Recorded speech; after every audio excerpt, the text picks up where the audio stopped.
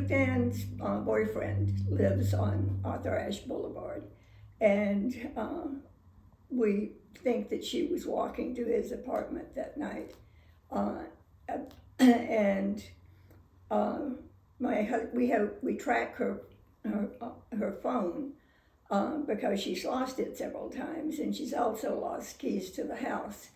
And so, with her permission, we tracked her phone, and I was already asleep, and he came and woke me, and said, Ruthanne's phone was at the corner of Robinson and Carey for a long time, and he said now it's streaking down Monument Avenue, and I think they're probably taking her to VCU Medical. And so I got up and got dressed, and the two of us drove down toward VCU and Medical, and we were about 3 or 4 blocks away when his phone rang, and it was a detective or a police personnel, and he said, your daughter is in VCU Medical Center. And my husband said, well, we thought she might be because her phone seemed to be headed in that direction at a very fast pace. And so he said, when you get to the hospital, ask for the chaplain. And I turned to my husband and I said, that's not a good sign. And so when we got there, they took us, we met the chaplain, and they took us upstairs to a waiting room. We were the only 2 people in there. And within, I'd say 20 or 30 minutes, the medical personnel who had been working on her came out and started telling us the severity of her injuries.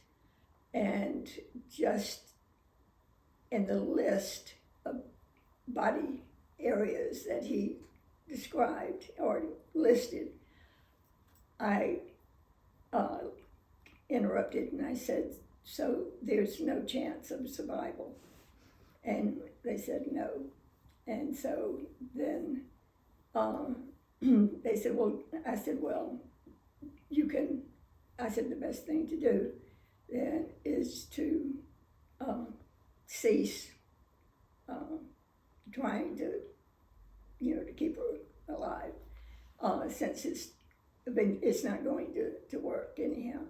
And so then they said, well, give us a little bit to prepare her, and I do some things.